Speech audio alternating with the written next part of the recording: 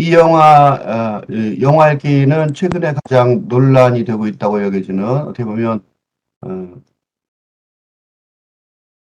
외계인, 호불호가 갈리고, 좀 말이 많죠. 그래서 그 말이 많은 논란이 된 영화에 최동원 감독의 그 외계인을 읽으려고 합니다. 근데 이 말이 많은 게 좋은 점도 있고 나쁜 점도 있을 텐데, 그 시끄럽게 논란이 있지만, 엘리오노이드, 외계 플라스인 이렇게 돼 있죠. 이 제목 자체, 이 영화 외계 플라스인이나 엘리오노이드가 어떤 뜻인지에 대해서도 논란은 많은데 요거 자체에 대해서도 설명이 거의 없는 그런 현상이 있어서 이게 너무 설명이 없는, 그리고 논란만 있는 그런 영화인 것 같아서 설명을 내가 좀 어느 정도는 하려고 시도해야 되지 않을까 싶어서 이걸로 음, 읽으려고 합니다.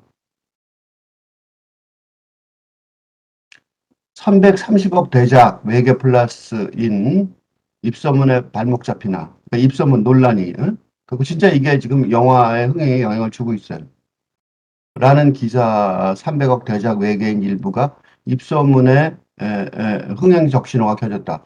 호불호 반응이 극명하게 갈리는 입소문에 손익분기점이 770만 명이 돼야 되는데 어림도 없을 정도로 험난한 길이 예상이 되는 거죠. 이런 전망처럼 이 영화가 관객을 이해시키는데 어려움을 겪고 있는 것 같아요. 이해시키는데. 그러니까 요 이해를 어떻게 관객을 이해시키는 게 굉장히 중요하다고 여겨지는 거죠. 뭐 문제가 있는 거죠. 이 영화의 시놉시스는 다음과 같습니다. 영화 광고에 나오는 얘기, 광고하는데 아주 오래전에부터 외계인들은 그들의 죄수를 인간의 몸에 가두어 놨다. 이런 아이디어가 아마 시작점이었을 거예요. 2022년 현재 가드, 김우빈과 외계인이죠. 썬더. 이 같은 사람이 이제 두 명으로 나와요. 인간의 몸에 가두어진 외계 지수를 관리하며 지구에 살고 있다.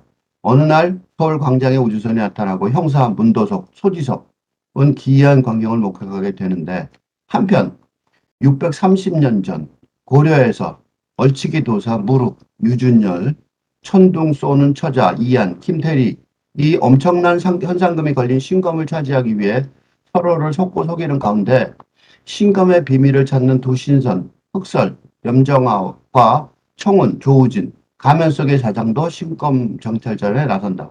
그리고 우주선이 깊은 계곡에서 빛을 내며 떠오르는데, 이건 고려시대에서 2022년 인간성에 수감된 외계인 재수를 쫓는 이들하고, 그 다음에 1391년 고려 말 소문 속의 신경을 차지하는 도사들. 근데 이렇게 따로따로 있는 것이 사실은 시간의 문이 열리고 타임 오프라고 그러죠. 모든 것이 뒤바뀌기 시작했다. 이게 이제 시놉시스예요. 설명만 해도 어지럽죠. 그러니까 산만하다 또는 야심차다. 그죠? 반대로 외계인 호불호. 이게 호불호가 이 영화의 대표적인 그 발언이에요. 설명이에요. 초반 흥행 약세라는 제목의 다음과 같은 기사에처럼 대부분의 기사가 이와 비슷한, 기사들이 다 똑같아요, 거의. 비슷한 논조예요. 그간 국내에서 보기 어려웠던 SF와 사극이 결합된 독특한 장르 위에 드라마, 코미디 등 지나칠 정도로 많은 요소들을 한데 섞어 다소 산만하고 어수선한 탓에 작품에 몰입이 되지 않는 것이 혹평의 주요한 의견이고, 또한 감독의 전작인 암살, 도둑들 타짜 다 성공했었죠. 들을 기대했던 관객들은 외계인의 서사 연결이 부족해 감독 특유의 스토리텔링을 찾아보기 어렵다고 지적하는 거죠. 그러나 전에 없이 거대한 세계관을 새롭게 창조한 감독의 시도, 굉장히 이거에 대해서 호평이 또 많아요. 신선하다며 호평하는 관객도 적지 않다. 최동훈 감독만이 할 수 있는 새로운 도전이 야심차다는 평가가 있는 거죠. 그리고 내년에 개봉을 할 2부가 또 있어요. 1, 2부를 동시에 찍었다는 거죠, 거의. 어, 필자가 이 영화를 직접 관련하며 받은 느낌도 이거 별로 다르지 않아요.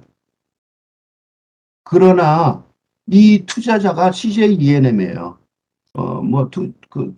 이 투자자가 언제나 성공하는 건 아니지만, 그래도 이 감독의 창의적인 시대에 막대한 투자로 했어요. 그러니까 그걸 동의했던 거죠. 그런 방향이. 그리고 나는 필자도 이 최동원 감독의 이러한 노력이 이게 이 CJ라는 같이처럼 한국 영화 산업의 발전 방향, 한국에서 영화 산업이 글로 가야 된다. 라는 그 방점 방향의 중대한 시사점을 제공한다고 여기는 거죠. 그래서 치동원 감독이 각종 인터뷰에서 강조한 한국형 어벤져스란 말 본인이 한 얘기예요. 그러니까 우리도 이렇게 헐리우드처럼 영화 하나 찍으면 전 세계인들이 보고 그 어마어마한 사람이 되는 거죠. 그래도 그런 목표에 동의를 해요.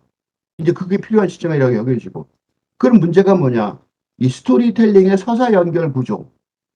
이게 부족하다고 문제가 있다고 얘기를 하죠. 그러니까 그걸 구축하는데 도움이 되면 좋겠다고 생각하는 거죠. 그래서 이런 영화 읽는 사람들은 이런 일을 해야 되지 않을까. 그래야지 최동원 감독을 비롯하여 이런 영화, 그러니까 우리나라의 그 헐리우드 같은 산업이 어마어마한 큰 산업이 형성되도록 지원하는 영화를 읽는 사람들의 노력이 필요하다고 여겨졌어요.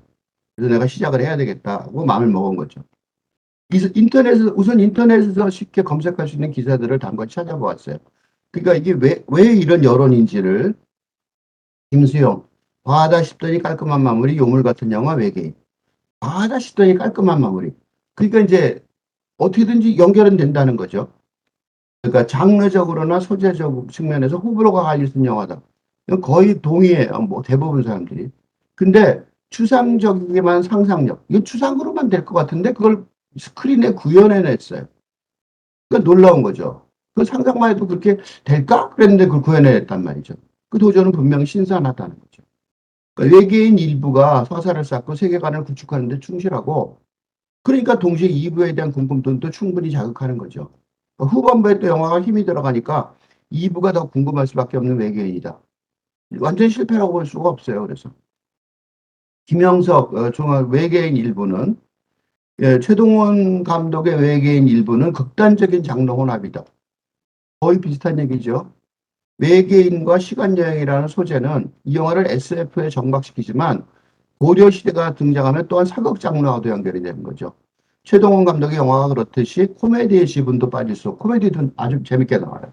살짝 멜로의 톤도 있어요. 외계인이 등장하는 영화 특유의 재난 영화 톤도 있고 스토리는 기본적으로 단서를 하나하나 맞춰가는 미스테리 구조예요. 여기에 장르의 카오스를 동합하는 키워드가 있는데 그게 바로 액션 영화예요. 그러니까 블록버스터 영화죠. 헐리우드 블록버스터 영화 스타일인 거죠. 외계인 일부는 이것도 헐리우드 블록버스터 스타일 영화예요. 초반부의 빌드업 과정. 그걸 거친 다음에 다양한 컨셉트의 액션 스펙타클로 힘어러지 앵든에 갔다. 거의 이거 뭐 어벤져스하고 똑같은 구조예요. 먼저 가드가 그러니까 김무빈이지 외계인 죄수를 잡아들일 때 보여주는 금속성 액션이 있고 도사 무룩 고려시대요. 유준열과 우왕, 신정근, 자왕, 이시훈이 보여주는 액션은 살짝 전원 취재를 연상시는 술법보다 육탄전에 가깝고 또 외계 생명체가 촉수 액션이죠. 그 꼬리가 튀어나와서 촉수 액션은 강화할 만한 힘을 지녔고 이안, 김태리는 총격 액션을 보여줘요.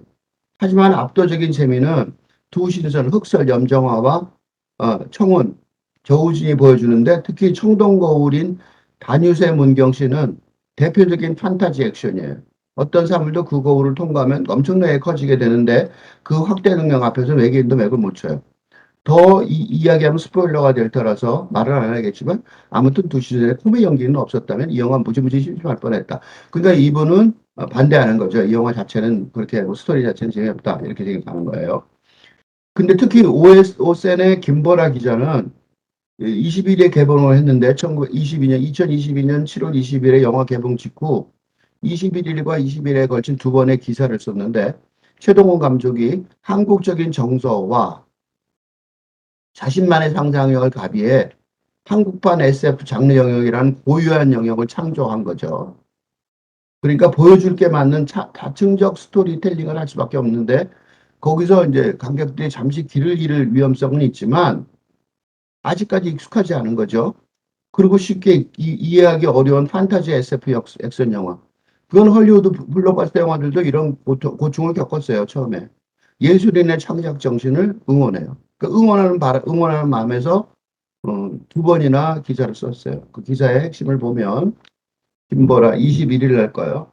연기 구멍이 없다. 외계인 최동원 감독의 시간의 방향성을 바꿨다. 최동원 감독이 전작 암살 이후 7년 만에 내세운 외계인, 굉장히 청춘이 같다고 최동원 감독이 얘기할 정도로 노력을 많이 했다 그래요. 현재와 고려 시대가 동일선상에 놓여 있다는 상상에서 출발한 SF, 판타지 SF 액션 영화다. 시간이 과거에서 현재로 그리고 미래로 흘러가는 시간의 방향성이 있는데 그걸 벗어나서 여러 시대가 한꺼번에 공존한다는 상상을 하는 거죠. 그죠? 시대가 타임오프 하듯이 바로바로 바뀌어요. 외계인은 감독 최동훈, 제공 배국 CJ ENM, 제작 필름 캐토 필름은 고려말 소문 속에 신경을 차지하는 도사들의 싸움이 고려 쪽에 있고 이건 고려 시대 거예요. 그 다음에 2022년 인간의 몸속에 수감된 외계인 제수들을 쫓는 이들 사이에 그게 이제 그 쫓는 이들이 요 얘기가 이제 현재 우리 사이에 그 사이에 시간의 문이 열리며 펼쳐지는 이야기를 그리는 거죠. 지금까지 외국 국내외에서 다양한 방식으로 시간의 상대성을 극대화한 영화적 방식으로 이런 거 많이 했었죠. 지금까지 그렇게 굉장히 많았죠. 그런데 외계 플러스인은 외계 행성에 살던 가드가 지구에 안착해서 그죠? 다양한 시공간을 넘나들며 외계 제수들을 인간의 뇌 속에 관리하며 살아간다는 독특한 발상을 해냈다는 거죠.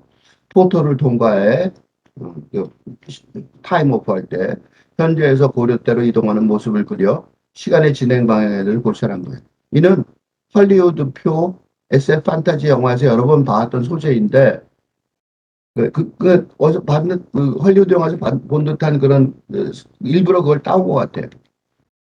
한국적인 정서와 자신만의 상상력을 가미한 한국판 SF 장르라는 고유한 영역을 창조해냈다고 볼 수 있는 거죠.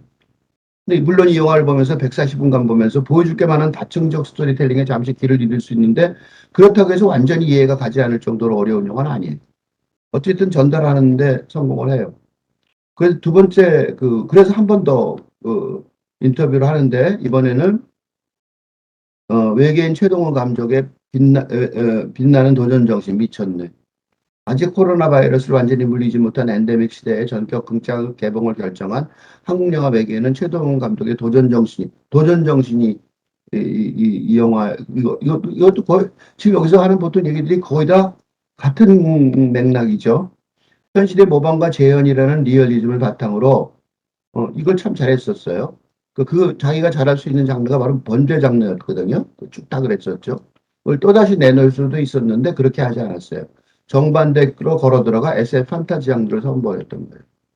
그는 한 번의 성공을 위해 누군가를 모방하거나 자기 복제를 하는 게 아니라 자신만의 기준을 세워 익숙한 장르에서 방향을 틀었어요. 그래서 충무로에서 아직까지 익숙하지 않고 쉽게 이해하기 힘든 SF 판타지 영화를 만든 예술가의 창작 정신은 이에 존경받을 만하다. 그렇게 해요.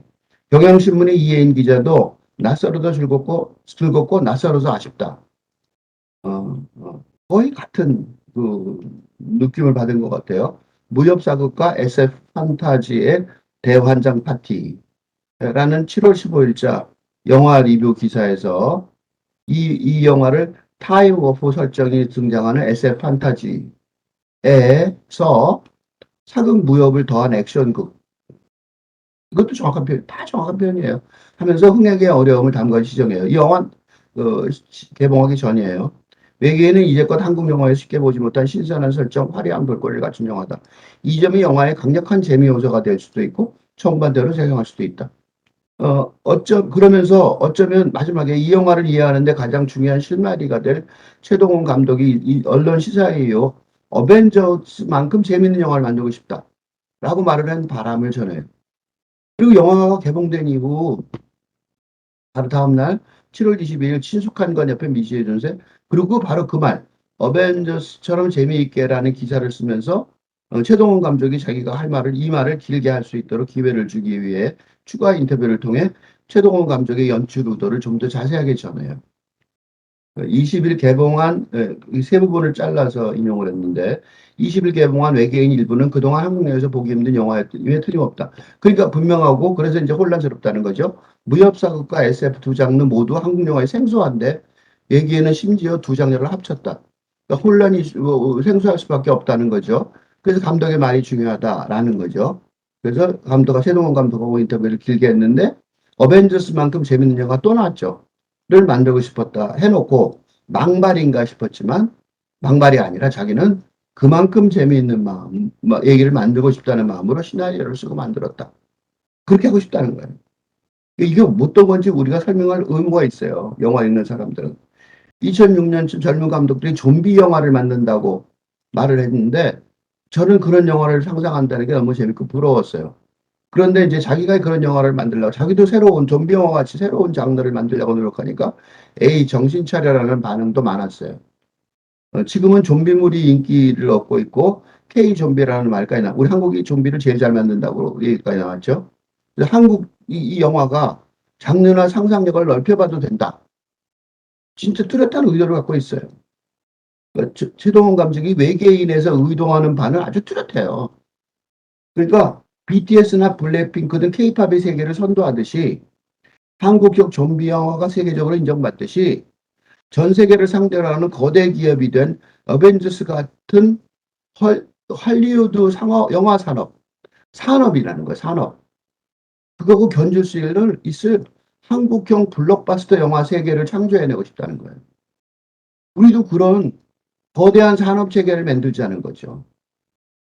이게 컴퓨터 자동차 수출보다 더 막대한 요인이 나올 수 있죠. 바로 이러한, 물론 많은 사람이 고용이 되고요. 청년 고용의 문제도 해결이 되죠. 실업의 문제도 해결이 되고. 바로 이러한 산업 발전의 전망에 이게 분명히 그런 산업 발전의 전망이 있는 거죠. 그러니까 잠재적인 투자 실패의 위협이 있겠죠. 당연히 혼란스럽다. 에이 그거 하지 마 그렇게 얘기하니까. 그러니까 CJ E&M도 막대한 투자에 동의하였던 것 같아요. 기업으로서. 이 시점에서 필자가 이 글을 쓰는 이유가 뭐냐. 초동원 감독이 한국 영화도 장르나 상상력을 넓혀봐도 된다고 생각해요. 라고 말하며 무의식적으로 동원하고 있는 게 뭐냐면 한국판 SF 장르라는 고유한 영역인데 거기다 뭘 가미했냐면 한국적인 정서와 자기만의 상상력은 최동원 감독의 상상력이겠지만 한국적인 정서는 누가 구체적으로 설명을 해야 하는 게 좋다는 거죠. 왜냐하면 BTS를 비롯한 K-팝이나 박찬호 감독 등 다양한 예술 분야에서 세계적으로 인정받는 건 사실이지만 현재까지는 내 진단으로는 창작자 개인이나 집단의 천재적인 개인에 전적으로 의존하는 것 같다는 거예요.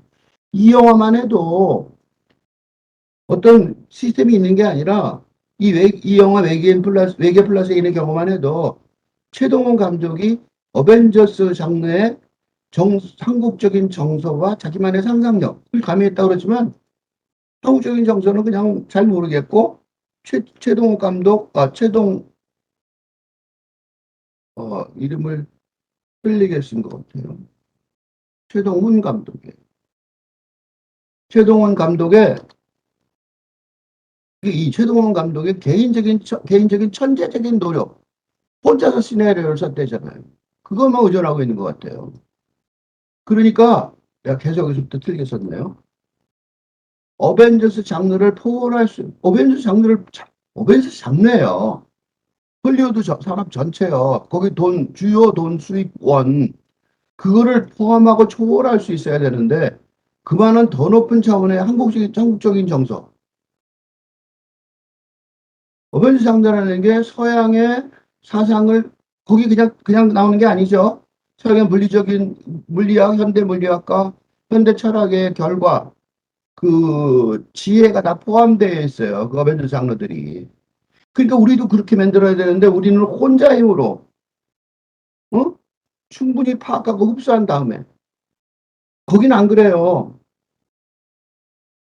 픽사의 영화 하나만 찍어도 예를 들면 바다민 얘기하면 생물학자들이 다 가서 연구하고 동원해서 의견을 줘요. 근데 어떻게 혼자 힘으로 충분히 파악하고 흡수한 다음에 그걸 새로운 틀로 만들어야 되잖아요. 그 다음에 자신의 영화 외계인을 관객이 편안하게 즐길 수 있을 만큼 자연스럽게 제공한다. 이건 진짜 한 사람이 아니라 10사람이 해도 힘든 일 아니에요. 그죠? 당연히 그렇게 할 수 없죠. 그러니까 여기까지는 했던 거예요. 스러운 틀로 만들어서. 여기까지는 어떻게 했던 거죠. 근데 그걸 얼마나 잘 만들면 감독이 편하게 요게 돼 있으면 예술가니까 요거를 편하게 즐길 수 있을 만큼 자연스럽게 제공하는 거는 할 수 있는 걸 할 수 있겠지만 이거는 지식인 이론가들이 해야 될 일 아니에요. 그죠? 이것도 자기가 해서 그 다음에 이렇게 하는 거잖아요. 최동원 감독한테 뭐라고 할 수 없다는 거죠. 절대로. 그리하여 전에 없이 거대한 세계관을 새롭게 창조한 감독의 시도. 그죠? 그거의 창조를 보내면서도 뒤에 거를 못했다고 지금, 그죠? 지나칠 정도로 많은 요소를 한데 섞고 산만하고 어수선한 탓에 작품에 몰입되지 않으며 그간 보기 어려웠던 SF 장르와 사극이 갈았던 독특한 장르 위에 드라마, 코미디 등 지나칠 정도로 많은 요소를 섞고 다소 산만하고 어수선한 탓에 작품에 몰입되지 않는다는 혹평을 보도하지 않을 수 없었던 거예요. 이게 보도해놓고도 기자들도 그런 거죠. 감독을 욕할 수 있어요? 그러니까 감독한테 한 번 더 기회를 주고 한 번 더 보도를 하는 것 같아. 그래서 두 번이나 보도한 경우가 두 개나 있었죠. 한국적인 정서의 바탕을 두는 어벤져스 장르. 이걸 해야 이게 산업이 되고 돈이 되겠죠. 이게 한국 영화 산업의 미래라는 방향성에 대부분 동의하지 않을 수 없죠. 세계 시장으로 나가지 않을 수 없으니까요. 그러면서도 외계인의 어, 외계인의 서사 연결 구조의 혼란을 공통적으로 지적만 할 뿐 그 해결 방안은 거의 제시되지 않고 있는 게 현실이에요. 최종원 감독 자신도 자신의 천재적인 상상력에 의존할 뿐, 그죠? 그것의 체계적인 구축에까지는 이르지 못한 것. 그분은 이론가가 아니라 감독이잖아요.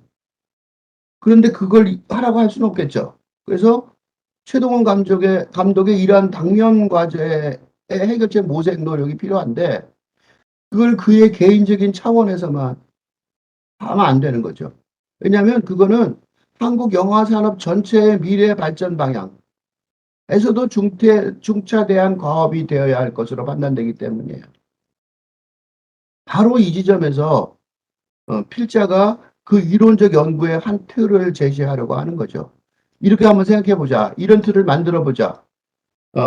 헐리우드가 블록버스터 영화 만들 때 철학자, 생물학자, 물리학자 다 동원하듯이 그것도 세계적인 학자들 동원하듯이 우리도 그런 식으로 전부 다 밀어줘야 이런 일이 벌어질 수 있을 거 아니에요. 그래서 참여를 뭐 내가 가서 영화를 찍겠다는 건 아니지만 이런 이론적인 노력을 해서 도와줘야 된다는 거죠. T.S. 엘리어트가 조세 콘라드 등을 연구하는 영문학자는 필자는 그래요. 그게 이제 이게 주전공이라고 말할 수 있죠. 지금 영화이기도 하지만 영화도 해요. 학문적인 차원에서 이제 학문적인 차원 외에 학문적인 차원에서 물론 해외 학교 가면 학문적인 얘기를 하겠지만 그 등에서 만났던 가장 핵심적인 질문이 뭐냐면 바로 한국적인 정서와 직접 관련이 있어요. 난 한국인이니까 질문을 그렇게 받는 거죠. 어떤 질문까지 받았었냐면 나한테 질투하는 학자였는지 모르겠는데 한국은 아직도 해외 입양을 하는 나라지 않냐? 왜 그러냐라고 질문한 적이 있어요. 니들 잘 사는데 왜 아기를 팔아먹냐 이 얘기죠. 그러니까 앞에 있던 사회자가 질문 안건 그 논문과 관계없는 질문 왜 하냐 그러고 끊어줬는데 한국적인 정서와 직접 관련이 안 될 수가 없어요. 우리는 가면 한국을 대표하는 사람이 돼요. 저절로. 아주 짧은 해외여행을 제외한다면 그런 사람들은 못 느꼈을지 모르겠는데 해외 체류 경험을 통해서 애국자가 된다. 그런 말이 있죠. 그런 말이 진짜 있어요. 그건 왜 그러냐면 한국인은 한국적 정서가 무엇인지 진지하게 생각해보지 않을 수 없게 되기 때문에 그래요. 나처럼 해외 입양이 그렇게 문제인지도 몰랐던 상황이었는데 그 말 듣고 깜짝 놀라서 알아봤어요. 그리고 한국 돌아와서. 최근에 그걸로 영화가 나왔죠. 브로커라는 영화가. 88 올림픽을 계기로 사실은 한국이 옛날부터 쭉 있었던 게 아니고 1990년대 이후 한국의 문화가 서구 문화를 비롯한 선진국에 본격적으로 소개됐어요. 거짓말 아니고 그때 유럽의 잡지에 한국 특집이 나왔어요. 무슨 의미냐면 한국을 그때 다시 정말로 깜짝 제대로 보기 시작한 거죠.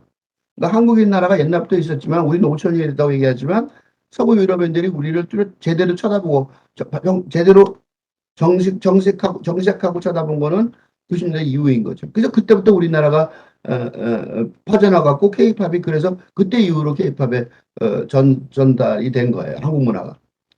그, 그 필자에게는 한국인이라면 누구나 진짜로 그러더라고요. 선불교의 전문가라고 나를 여기더라고요. 소위 도사라고 생각하는 거죠. 그래서 막 그걸 질문을 해요. 안다고 생각하고. 그래서 그런 경험이 있어요. 그래서 그런 자극을 받아서 영문학자인데도 불구하고 한국인의 정서를 이거 뭐 어떻게 설명해야 될지 모르겠더라고요. 그래서 한국인의 정서를 대표한다고 여길 수 있는 한국의 전통사상 중에서 난 불교도는 아닙니다. 그렇지만 그 핵심 사상 중에 하나의 선불교가 굉장히 핵심이고 서양에도 어필하는 것 같아서 그걸 이야기해서 학문적으로 연구를 해왔어요. 영문학 외에. 동서양 서양 영성사상의 이게 서로 회통하는 거, 서로 그게 이제 세계 종교학계의 핵심 과제더라고요. 그걸 파악하고 동양의 정성사상인 선불교가 동양의 정성사상의 대표적이라고 여겨지는데 그거와 물론 더 있지만 서양의 영성사상의 대표라고 볼 수 있는 마이스터 에크하르트를 자크 데리다의 해체론의 관점 이거는 탈근대적이죠. 지금 시대의 관점에서 근데 지금 시대 철학적 관점에서 통합하려는 노력을 해왔어요. 지금까지 연구해온 어, 내용을 한마디로 요약하면 그래요. 필자의 이러한 학문적인 배경 때문인지 최동원 감독이 이게 의식적인지 무의식적인지 잘 모르겠어요. 무의식적인 것 같아요. 왜냐하면 의식적이었다면 틀이 또렷했겠죠.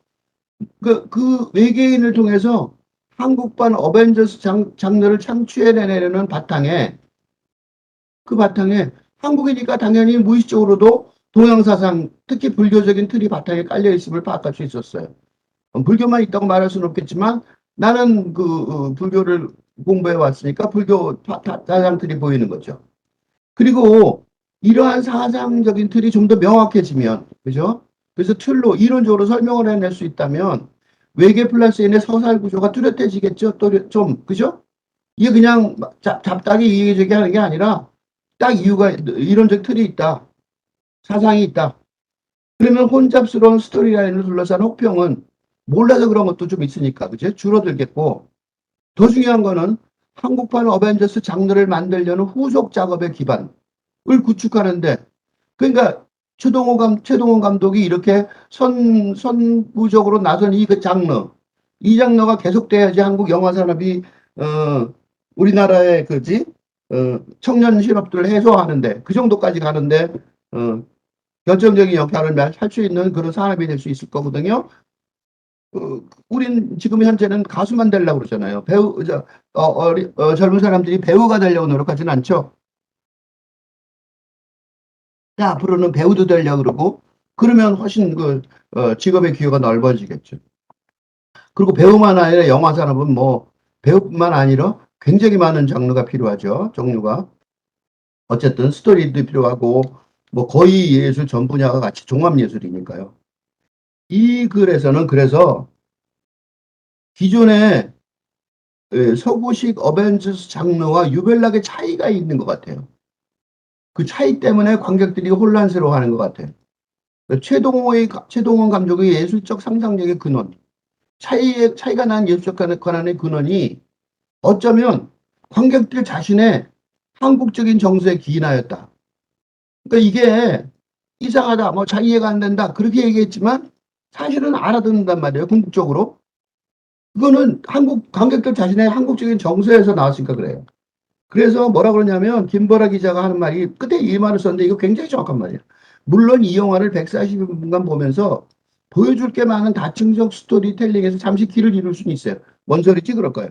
그렇다고 해서 완전히 이해가 가지 않을 정도로 어려운 영화는 아니다. 이거 굉장히 중요한 말이에요. 스토리텔링에서 길을 잃었는데 길을 잃을 수 있지만 그렇다고 완전히 이해가 가지 않을 정도의 어려운 영화라 아니다라고 단호하게 선언한 이유가 뭘까요? 그거는 이 영화가 기존의 서구식 어벤져스 장르의 문법을 충실히 따르고 있지는 않지만 끝까지는 아니에요. 그런데 그래서 이제 관객들이 이거 뭐야 영화 이거 처음 본 건데 이렇게 되지만 한국인의 정서를 가미한 한국형 어벤져스 장르이기 때문에 완전히 이해할 수 없다 라고 불평한다기보다 외계인 이불을 기다리게 만들기 때문이에요. 그게 이유예요. 처음 본 거니까 그럴 뿐이죠. 그걸 설명하려고 그래요.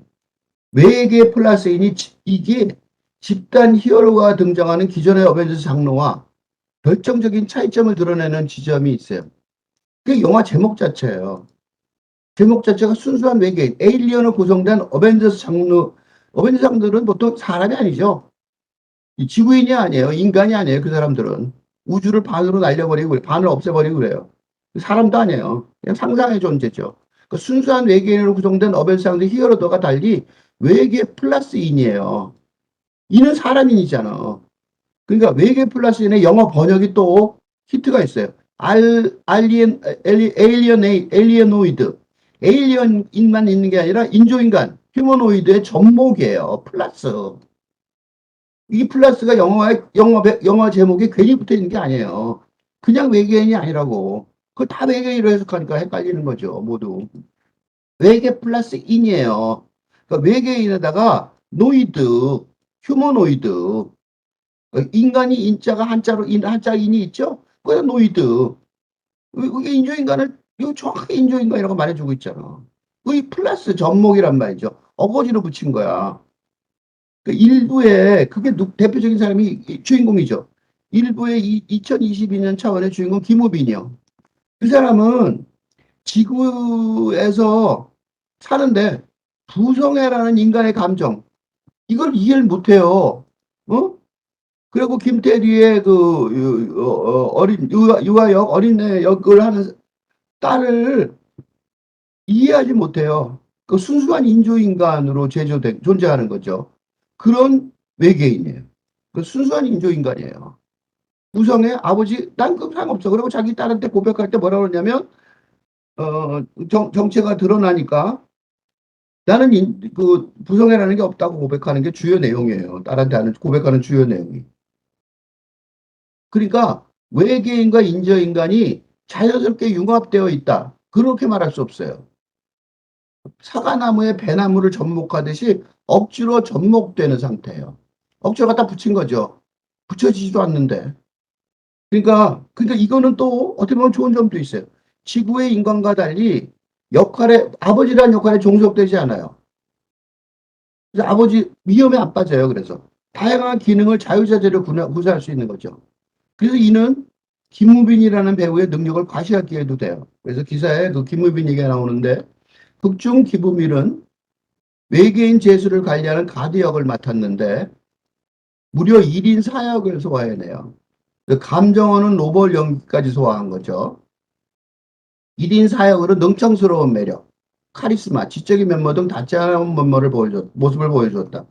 그 중에서도 김우빈은 외계인 죄수를 관리하면서 시원시원한 액션, 카리스마 넘치는 모습으로 임팩트를 남겼다. 이게 자기의 주요 캐릭터예요. 그런데 탄탄한 피지컬과 날렵한 비주얼, 카리스마 넘치는 눈빛으로 자신만의 가드 포스, 이 가드 같은 느낌, 이게 외계인 가든 이래. 그랬던 거죠. 이에 외계인 일부에서는 김우빈의 독보적인 존재감과 포스 자체의 매력이 폭발했던 거죠. 그런데 이 자크 데리다의 접목 개념, 이게 자크 데리다의 개념이에요. 이거 왜 접목 개념 길게 설명할 수는 없겠지만 이 인간의 사회적 역할에 구속되지 않는 인간상이에요. 근대적 인간상이죠. 그건 근대적 역할에 종속되는 거를 힘들어하는, 지금 우리가 힘들죠. 그래서 아버지들이 힘들어요. 어머니도 힘들고 딸도 힘들고 아들도 힘들어요. 왜냐하면 그 역할에 구속돼야 되니까. 근데 지금 더 이상 근대 사회가 아니에요. 그러니까 얼마나 힘들겠어요. 그러니까 지금까지의 근대 사회가 공고한 사회 체제 내에서 할당된 역할을 지금까지 그랬어요. 지금까지 근대 사회는 공고한 사회 체제가 있으니까 그 안에 할당된 역할이 있었어요. 그걸 충실하게 수행하도록 요구된 거죠. 근데 이게 지금 무너지고 이미 도래한 탈근대 사회예요. 그러한 역할을 기능의 차원으로 받아들이는 자유를 부여해요. 그리고 이거를 자유를 안 가진 사람들은 문제가 많아요. 내가 교수 수업을 하면서 내가 많은 예를 들는데 내가 수업 시간에는 교수예요. 그렇죠? 근데 집에 가서 교수 노릇하면 밥맛이겠죠. 자식한테 교수 노릇을 하는 사람은 세상에 가장 재수 없는 아버지죠. 그 다음에 그 학생들하고 수업이 끝난 다음에 커피 마시고 커피 마시고 자유시간을 가지면서 그때도 또 교수 노릇하면 밥 마신 교수고 그런 밥 마신 교수한테는 커피 사준다고 그러도 안 오겠죠. 역할로 가면 안 된다고요. 역할로 가면 진짜 밥 마시고 라떼. 그게 라떼예요. 기능이 바뀌어야 된단 말이에요. 역할이 아니라 기능이란 말이죠.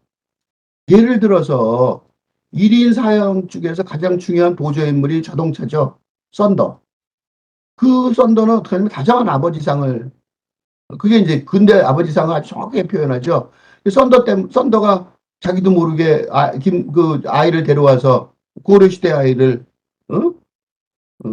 그 현대 와서 현대 키우게 되는 그런 상황이 되는 거죠. 아이는 모르니까 현대인으로 컸죠.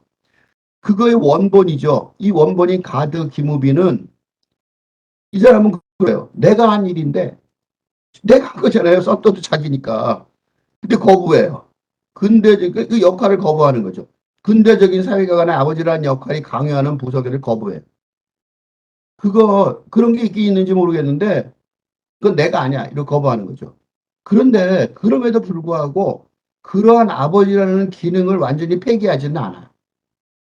아버지라고 해서 내가 그 딸 외계인이라고 생각해보세요. 진짜 아버지의 기능이 없으면 귀찮으면 죽여버리는 게 좋겠죠? 딸을.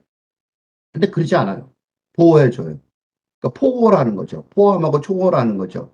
이게 살근대적 역사관의 데리다 역사관의 한 개념인데 여기서는 그 설명할 틈이 없죠. 나의 다른 설명들을 다른 유튜브 영상들을 보면 많이 나와요. 그러니까 인조인간으로서의 존재성을 넘어가는 거죠. 자기가 분명히 인조인간이었는데 인간의 감정을 받아들이게 되는 차원까지 이르러요. 그게 자기도 발전하는 거예요. 이렇게 되면서 가드 김우빈이 지구인의 두뇌를 죄승인을 강구하는 수용소 역할에 국한하게 하는 외계인의 정책이 실수라는 점을 깨닫는 거죠. 그래서 본국에 보고해요. 이, 그 본국에다가 다시는 버리지 마라. 이거 실수했다. 지구인의 머리가 그렇게 단순하지가 않고 거기 죄수 강구하는 수용소를 넘어선다. 그건 왜 그러냐면 딸의 무조건적인 사랑이 그 썬더한테 그러죠. 아버지를 얘기하니까 그 썬더가 바로 자기 가드니까 김우빈 같은 사람이니까 외계인의 에너지가 증강하는 역할을 한다는 사실을 스스로 경험하게 되는 거예요. 딸이 자기가 죽을지도 모르는데 아버지한테 돌아가자 그래요. 아무런 싸움 능력도 없으면서요. 그래서 자기가 그게 에너지가 증강하는 걸 느껴요. 안 죽어요. 2%, 3%까지 내려갔다가 다시 올라와서 살게 돼요. 인간이 그렇게 간단한 존재가 아니라는 거죠. 그러니까 이것도 헐리우드 블록버스터 영화에서는 안 나오는 얘기. 인간이 외계인보다 더 셌지도 모른다는 얘기죠. 거야. 알잖아요. 그 얘기는 내가 직접 지금 아직은 못하겠어요. 왜냐하면 이 부분까지 가야 확인할 수 있으니까 여기는 안 썼어요. 하지만 이제 말로는 이렇게 해놓는 거죠. 그러니까 근대 핵가족의 부모와 자식 간의 무조건 사랑이라는 근대적 감정과 정서가 있었잖아요, 원래. 그걸 버리지 않고 포함하고 초월하는 이게 탈근대적 정동의 힘이죠. 새로운 방식으로 이제 하는 거죠. 그게 지구인에게 외계인 못지않은 수준의 문화적 차원이 있다는 점을 알게 된 거예요. 이제 이게 2부를 읽을 때 가장 주의해서 봐야 될 내용이죠. 그러니까 외계인 일부에서 김우빈이라는 외계인이 지구에서 생존하기 위해서 인조인간이라는 존재의 상태에 접목했죠. 플러스한 거죠. 그냥 딱 붙이듯이. 뭐 하나 붙이고 1 더하기 1 이런 식으로 하듯이. 그 접목의 상태가 근데 두 존재 상태의 개발적이고 배타적인 공존의 양상을 넘어섰죠. 그 접목이 아니라 뭐가 돼요? 혼합이 되는 거죠. 혼합이 되버리는 거예요. 접목을 넘어서서 혼합이 되는 혼합의 세계에 가는 접어들 가능성을 보여주는 게 일부의 핵심적인 주제 같아요. 외계인 2부는 그러니까 어떻게 될 것 같아요? 1391년의 고려 시대와 2022년에 서울을 타임오프할 수 있는 지구인들의 스토리텔링이 될 가능성이 높죠. 그죠? 좀 더 이거 설명해 보면 신검을 쫓아 권총을 들고 2022년에 서울에서 1395년에 고려시대로 타임오프 한 게 바로 김태리예요. 그죠? 그 딸이죠. 딸이 타임오프해서 딸이 여기서 자란 게 아니라 고려시대에서 자라잖아요. 다시 또. 그러한 김태리와 문제는 김태리도 김태리가 타임오프 했어요.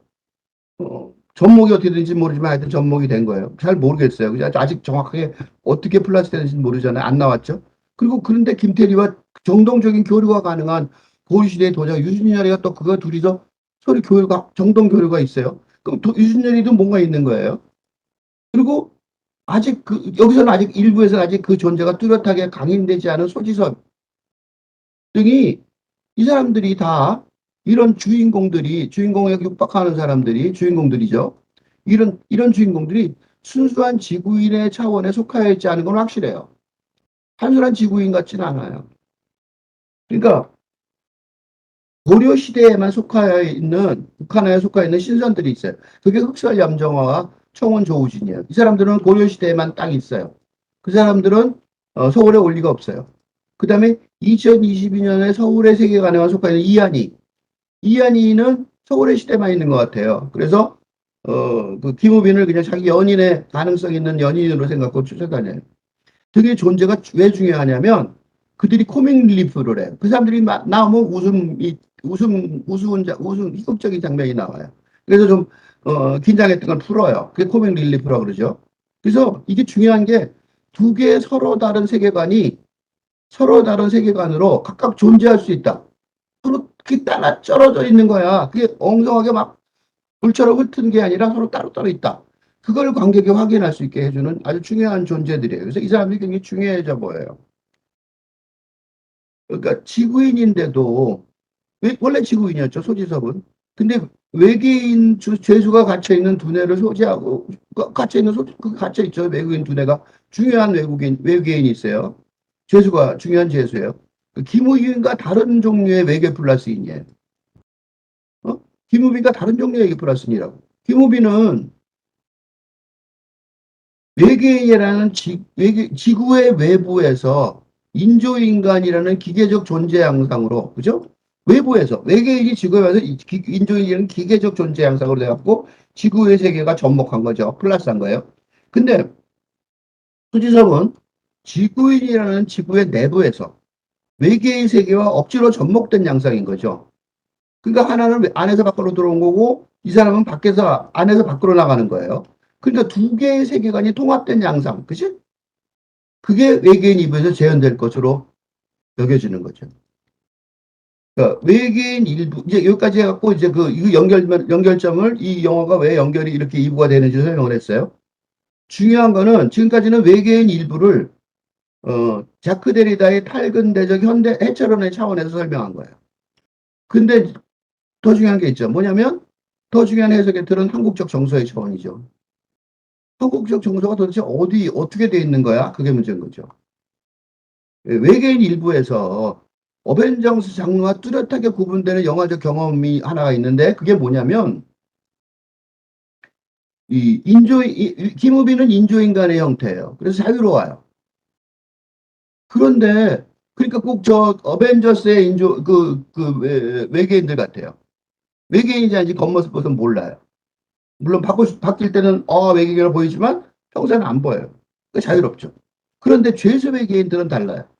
자신의 지구의 몸을 공중에 띄워놓은 상태로 언제나 하늘에 꼬라처럼 달려있어요. 공중에. 그죠? 그래갖고 5분간만 자신의 초자원적인 능력을 발휘할 수 있다는 서사구조. 이 서사구조의 기본 구조가 5분간만 왔다 갔다 해요. 굉장히 능력은 좋지만. 그래서 영화의 말미에 그걸 이용해요. 지구인 김태리가 아는 거죠. 지구 외계인 하나를 파괴하는데 성공해요. 이기는 성공하는 게 아니라 뭐냐면 어떻게 이기냐면 그 승리의 전략은 그 죄수 외계인이 5분 동안 자신이 빌린 외국인의 몸으로 돌아가지 못하게 해요. 그래서 이겨요. 근데 여기서 왜 어벤져스 장르와 달리 외계인 일부는 이러한 다소 기이한 존재 양상을 제시하는 것인 질문하지 않을 수 없어요. 왜 어벤져스 달리 이런 질문을 이게 뭐냐 이거야. 이게 뭐 때문에 이렇게 하는 거지? 라고 질문하지 않을 수가 없겠죠. 그리고 죄수 외계인과 비교할 때 해결 능력이 그렇게 특출나게 뛰어나지 않은 것 같아요. 둘이 막 비슷하게 싸워요. 한간에 톡 치면 죽고 그러지 않는다니까. 그래 막 지구 막 뭐 죽으려고 그러고 너무 힘들어서 망해버리려고 그러고 죽으려고 그러고 그래요. 근데 그 가드 외계인이 한꺼번에 170명의 죄수를 본국에서 수령할 만큼 뛰어난 외계인이에요. 그러니까 능력이 좋으니까 많이 받아. 그래고 죄수가 한꺼번에 170명이 오죠. 그 멋있는 장면이죠. 그 병원에, 그죠? 그런 걸 드러내는 거예요. 그 굉장히 능력이 있어요. 그러니까 죄수, 왜, 무슨 차원이 다르냐, 그죠? 죄수 외계, 그 한 명 한 명 그런 정도가 아닌 거죠. 그러니까. 다른 차원의 김우빈의 존재성이 있는 거죠. 그걸 어디서 확인하냐? 구체적으로 영화상으로, 화면상으로 지구인의 몸을 빌빌 필요가 없을 뿐만 아니라 자유롭게 활동할 수 있는 자신의 분신을 내신이나 창조할 수 있다는 거예요. 그러니까 외계인들은 지구의 몸이 꼭 있어야 돼. 근데 김우빈은 그것도 필요 없어. 그리고 그 정도가 아니라 분신을 4개나 만들어요.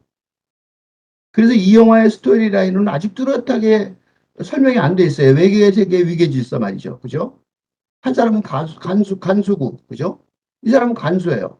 그리고 나머지들은 죄수일 뿐인 이유, 그죠? 그게 뭐냐, 그죠? 그게 소위 한국적인 정서. 나는 이제 불교적으로 설명하는 거예요. 불교적 인식 개반에 기반을 두는 것 같아요. 그렇게 설명하려고 그래요. 이게 뭐냐? 하나만 이런 용어를 보면, 불교를 몰라도 돼요. 예, 불교를 몰라도, 뭔 소리인지 대강 짐작이 돼요. 미국 선불교의 기반이 되는, 이게 아주 제일 유명한 책이에요, 미국에서. 선심초심이라는 책인데, 스스키 준유가 이 미국 선불교를 거의, 기반이 된 사람이에요. 사상적 기반은 따로 있지만, 현실적인 기반은, 그러니까 미국 선불교의 스승님은 바로 구루 또는 스스키 준유예요. 이 사람이 어떻게 하냐면, 서구식 자아 개념이라는 작은 마음, 그게 작은 마음이고, 그걸 포함하고 초월해서 깨침의 큰 마음은 이렇게 돼야 된다 하고 설명하는 부분이 있어요. 이게 핵심 부분이죠. 이거는 이제 서구의 미국인들이 선생님 그리고 받아들여서, 미국의 지금 이 선불교가 굉장히, 미국 사람 중에 20%가 믿어요. 얼마 전까지. 지금은 더 늘었겠죠. 공식 기록이에요. 5분의 1이요, 5분의 1. 한국보단 작지만 한국은 그렇게 열심히 안 믿는 것 같아요. 어, 불교도라고 말하는 사람은 많지만 이 사람들처럼 참선하고 다니진 않잖아요. 이 사람들이 어쩌면 한국보다 더 열심인 거예요. 그 설명을 해볼게요. 큰 마음, 또 작은 마음, 이렇게 구별하든가, 또는 불심, 선심, 그 선불교하는 마음, 선수량하는 마음이죠.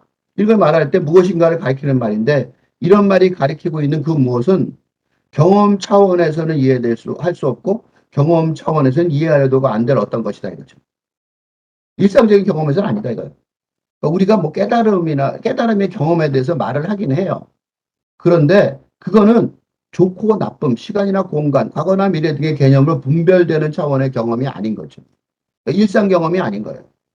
그것은 분별이나 감각 너머의 경험 또는 의식인 거죠. 이게 미국인들한테 어필한 거예요. 그리고 이게 선불교의 핵심이에요. 그리고 미국한테 설명을 했다고 해서 선불교의 그 본질을 줄여서 말한 게 아니에요. 이게 바로 선불교의 본질이에요. 그러니까 대단하신 분이죠. 그러니까 우리는 깨달음의 경험이란 어떤 것이라고 물어서는 안 되는 거죠. 그지? 이렇게 물어보면 뭐냐? 그거는 선불교의 체험이 무엇인지 모른다는 뜻이에요. 깨달음이라는 게 왜냐하면 일상적인 사고를 찾을 수 있는 것이 아니기 때문에. 일상적인 사고를 넘었을 때 여러분 선불교의 체험이 무엇인지 이해할 수 있다는 거예요. 그러니까 일상적으로 보면 안 된다는 거예요.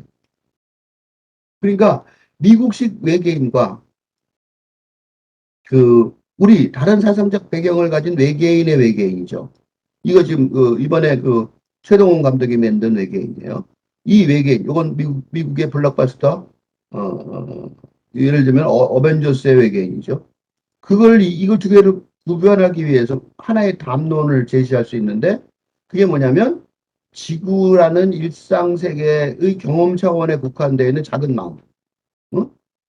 하고, 지구적인 경험 차원에서는 이해할 수도 없고, 경험 차원에서는 하려고 해서도 안 될 것.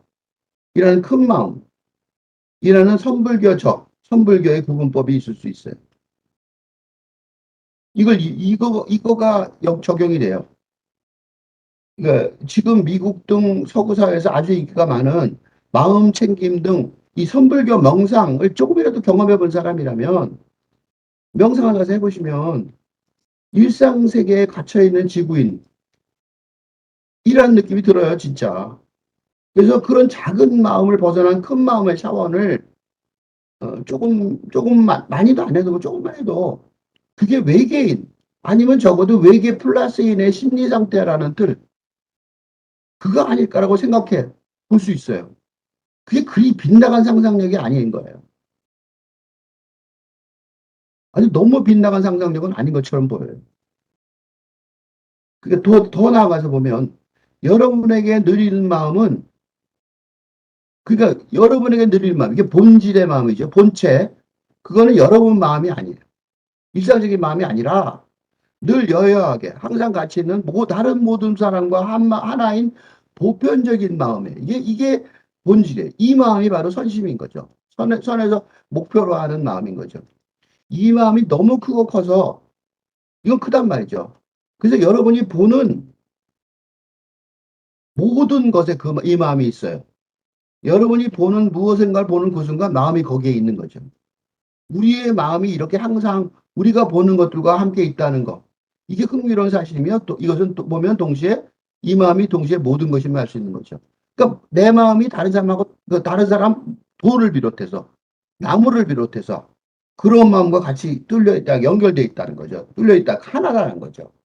그러니까 관찰하는 주체, 뭘 보는 주체의 마음이 바로 주체가 돼서 보는 마음이 바로 참 마음인데 예를 들면 이렇게 말할 수는 없는 거예요.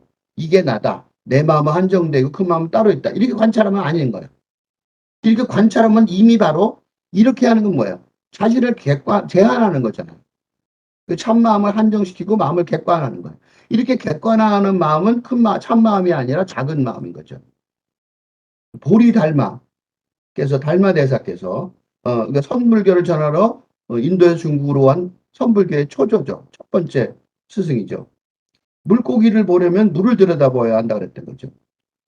그러니까 물고기를 들여다보려면 물고기 물에 있잖아. 물을 보면 안 된다는 거죠. 실제로 물 안을 들여다봐야 된다. 그래야 물고기를 볼 수 있는 거죠. 그러니까 본성을 보려면 마음을 들여다봐야 되는 거죠. 마음을 객관적으로 관찰하는 게 아니라 마음을 들여다보는 주체가 본성인 거라는 거죠. 보는 주체의 행위, 그게 첫마음이라는 거예요. 왜 이걸 길게 설명했냐면 죄수 외계인들이 본토 사람, 외계인과 뭐가 다르냐, 뭐가 부족하냐, 어쩌면 자신의 탐진치의 욕심, 이건 불교적인 욕심이죠. 탐욕, 분노, 어리석음, 이 욕심을 벗어나지 못했기 때문이다. 내가 지금 불교적으로 계속 설명하는 거예요. 동양사상 중에. 그들이 큰 마음의 세계 속에 태어났죠. 외계에서 태어난 거야. 똑같죠. 그런데 어떻게 해요? 욕심 때문에 자신을 제한하고 참마음을 한정시키고 마음을 객관화하는 것에 머물고 말았다는 거예요. 이런 존재라고 여겨져요. 그러니까 자신의 홀령이 빠져나온 뒤에도 그죠? 하늘에 떠 있는 지구에는 몸 이게 상징하는 거는 뭐냐? 큰 마음이 되지 못한 영성 차원의 한계를 말해주는 것 같아요. 몸을 못 벗어났다는 거죠. 몸은 뭐에 탐욕의 근원이잖아요. 탐진치. 많이 악착같이 먹고 그죠? 탐욕이죠. 탐욕 속에 탐식하고 분노하고 그죠? 그 죄수에게들은 분노예요. 그러니까 뭐 한국 지구인의 몸에 들어가서 살 수 있는 거예요. 지구인의 몸하고 몸의 능력을 필요로 하는 거죠. 근데 가드 김우빈은 그런 아닌 게 드러날 때가 있어요. 1인 사역 역할 중에서 그러니까 이해한이를 설득하려 희극적인 장면이 나와요. 빨간 바지 입고 약간 날라리처럼 하면서 그렇게 하는 장면인데 그게 이제 여자들한테 먹힌다고 생각하는 이상한 로보트가 그런 걸 그런 걸 그렇게 생각할 수도 있겠죠. 그런 거예요. 그런데 최선을 다하는 천mam의 주체가 거기서도 뚜렷하게 드러나요. 그러니까 이한이를 좀 약간 거칠고 이상하게 대하는데도 그러한 김우빈의 어색하게 이를 데 없는 행동에도 불구하고 이한이가 그의 참마음을 제대로 받아들일 수 있게 되었다는 거죠. 아, 이 사람 진짜는 그런 사람이 아니라는 걸 아는 거죠. 그래서 이 김우빈을 쫓아다니게 되는 거예요. 마음 챙김 명상 등이 기반하는 선불교 세계관이 미국인들이 스트레스를 벗어나게 되는 해결책이 되는 이유는 뭐냐면 그것이 근대적 세계관을 포괄하는 탈근대적 세계관과 일맥상통하기 때문일 거예요. 그죠? 자신의 시대, 자신의 언어하고 연결이 되는 거죠. 오광남 성서운의 나를 찾아가는 시부도 여행이라는 책에 불교의 깨침 과정을 그린 시부도 중에서 인우구망, 사람도 소도다이즘의 부분, 그러니까 자아를 완전히 벌어버리는 이 부분이죠. 그거를 김용호의 제3의 눈이라는 책하고 대비하고 있어요. 물리학에 관한 내용이에요. 이번에 현대 물리학을 읽어볼 거예요. 궁극의 물체를 찾으려 했던 뉴턴, 근대 물리학의 완성자가 뉴턴이었죠. 그 사람은 이 궁극의 물체를 찾을 수 있다고 생각했어요. 그런데 뉴턴의 확신과 달리 있음을 토대로 하는 시대가 사라지고 있는 거죠. 20세기의 모습을 드러낸 현대 물리학은 고대부터 이어져 온 궁극의 있음이라고 하는 존재 철학을 이거 뭐 이데아 이런 철학 다 기초부터 무너졌어요. 인간이 측정할 수 있는 물질의 최소 단위의 소립자. 이걸 옛날에 찾으려고 노력했었는데 찾아봤더니 뭐라냐면 입자예요. 덩어리, 물체. 입자처럼 행동하지 않는다는 사실이 밝혀낸 거예요. 그게 존재하지 않는 거죠. 존재하면서 존재하지 않는 거예요. 왜냐? 소립자는 입자이면서 파동이었다. 왜냐면 조그만 물체이면서 동시에 파도처럼 물체가 사라져서 파도밖에 안 남는 거예요. 그러니까 이게 무슨 물체냐고요. 물체이면서 물체가 아닌 파도니까.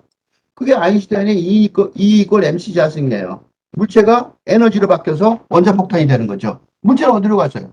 물체는 없어졌어요. 파동으로. 그게 원자폭탄의 힘인 거예요. 그게 현대물리학이에요. 현대물리학은 지금 우리 눈앞에 있어요. 입자 파동 이중성. 그죠? 웨이비클. 그러니까 웨이브, 파도, 파티클, 입자. 그게 둘 다 있다는 거야. 하나 안에. 이게 지금 입자 물리학, 근대 물리학은 말도 안 되는 거죠. 그러니까. 그러니까 있다고 말할 수 없는 거예요. 그래서 이 현상은 물체를 있다고도 할 수 없고 없다고도 할 수 없는 무엇이를 만들어낸 거예요. 되게 웃기죠? 무슨 철학 같죠? 동양 철학 같아요. 아, 동양 철학이 아니에요. 이건 현대 물리학이에요. 그리고 소립 또 하나는 뭐가 있는 줄 알아요? 다 하나의 소립자가 두 곳 이상의 장소에 동시에 존재하는 위치 중첩 현상도 있어요. 이게 농담이 아니고 내 지하에다가 5km의 뭐 물리학 실험 뭐를 뭐 뚫고 뭐 한 나라가 돈을 못 대서 전 세계가 돈을 대서 그걸 만들고 그런 얘기 들어본 적 있을 거예요. 그게 뭐냐면 이거 슈퍼포지션을 연구하기 위해서 그래요. 한쪽에 있는 입자하고 한쪽의 입자는 저 5km 전방에 있는데 두 개가 동시에 오는 거예요. 그러니까 그거는 그런 걸 뚫어야 되는 거죠. 그게 5km 둥그런 걸 만들려면 돈이 얼마나 들어요. 그 안에서 연구실도 있고 사람도 돌아다니고 그래야 되는데요. 그러니까 이게 지금 현재 물리학이고 그게 국력을 기울여서 그것도 혼자 한 나라의 국력은 안 되고 한국도 참여해요. 전 세계가 참여해서 실험실 하나 만드는 거죠. 5km짜리 실험실. 물리학자 진짜 그러니까 있는 거예요. 이거 지금 괜히 상상해 보는 거 아니에요. 물리학자들은 이런 소립자들을 가리켜 뭐라 그러냐면 에너지 다발 또는 구름 덩어리라고 표현해요. 입자가 아니에요. 물체가 하나가 있는 게 아니라 그러니까 한 개의 물질이 있으면 지금 여러분이 눈앞에 보는 거는 한 개의 물질이 한 장소를 점유하고 있죠. 그거는 그런 경우가 있지만 궁극적으로는 하나도 그런 게 없다는 거예요. 동시에 넓게 펴져 있는 거예요. 그러니까 존재하는 물질은 하나도 없는 거예요. 너무 황당하죠. 눈앞에 지금 다 물건들이 있는데 컴퓨터도 있고 소립자가 특정 잡지에서 국가에서 존재하지 않는 거예요. 이걸 뭐라 하면 비국소성이라고 그래요. 논 로컬리티. 무슨 얘기냐면 로컬, 어떤 지역에 안 있다는 거죠. 더 웃긴 게 뭐냐면 공간을 초월해 연결되어 있어서 엉킴이라고 그래요. 지구 이쪽에서 지구 반대쪽하고 서로 서로 연결돼 있어요. 그리고 문제가 뭐냐면 이쪽 소립자가 움직이면 지구 반대편 있는 소립자가 또 움직이는 거예요. 지구 반대편보다 더 멀리 있는 소립자도 움직여요. 엉겨 있는 거죠. 인탱글먼트. 엉긴다고 그러죠?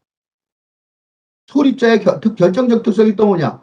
항상 존재하는 것이 아니라 갑자기 생겨났다 순간적으로 사라지는 거예요. 찰나생멸이라는 말을 왜 썼는지 아세요? 찰나생멸?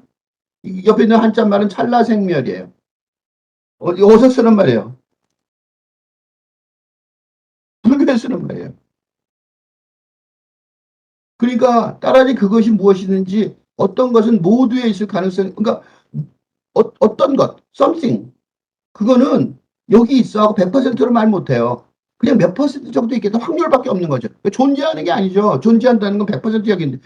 여러분, 이거를 보고 있는 사람들은 100% 존재하잖아요, 지금. 근데 내가 100% 존재한다고 생각해 보세요. 뭐가 생각나요? 영화의 타임오프가 생각나죠? 스르륵 없어지는 거.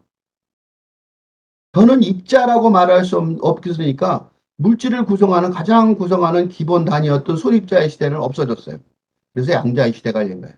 그 양자 컴퓨터 그런 말 들어봤죠? 이걸 지금 컴퓨터까지 만들고 있어요.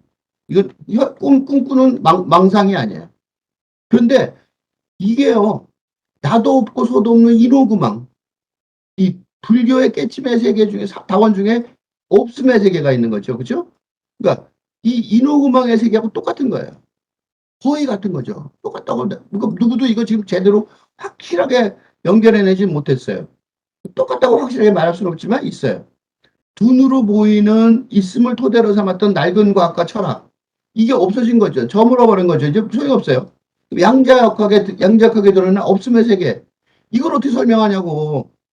이거는 기존의 사고방식으로 안 되는 거죠. 그 새로운 시선이 요청됐고 있음의 세계를 붕괴하고 대체할 창조를 가진 제3의 눈이 필요하다는 거죠. 이런 시선의 변화는 일시적인 입장이나 관점의 변화를 의미하지 않아요. 그래서 내가 탈근대 시대를 얘기해요. 근대 시대는 이미 끝나버려 종치고 없어지고 사라졌어요. 새로 등장, 과학부터 다시 시작했어요. 그러니까 이걸 모르는 사람들은 아직 과학에 대해 전혀 관심이 없는 사람들인 거죠. 세상이 이렇게 바뀐 걸 모른다는 것 뿐이에요. 새로 등장한 과학적 시선은 기존에 없던 다른 새로운 눈의 탄생일 거예요. 다른 시선은 다른 삶으로 펼쳐지니까 시선의 변화는 문명의 전환을 예고하는 역사 사건이 되는 거죠.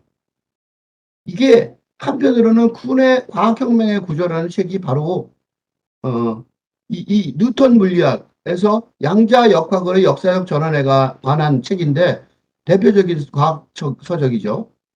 그거에 충실한 요약이에요. 또 하나는 프리처 카프라가 쓴 책이 있어요. 아주 옛날에 60년대 말, 1960년대 말에 70년인가 72년도인가 그때 나온 책이에요. 아주 오래전에 나온 책이에요. 그때 어떻게 했는지 아세요? 동양 사상에 의한 현대 물리학을 설명했어요. 프리처 카프라 노벨상 수상자예요. 노벨상 수상자가 한 명이 아니라 그 프리처 카프라 소속한 대학에 6명이 있었어요. 그 6명의 학자들이 전부 다 동의한 게 뭐냐면 현대 물리학은 동양 사상으로 설명할 수밖에 없다라는 거였어요.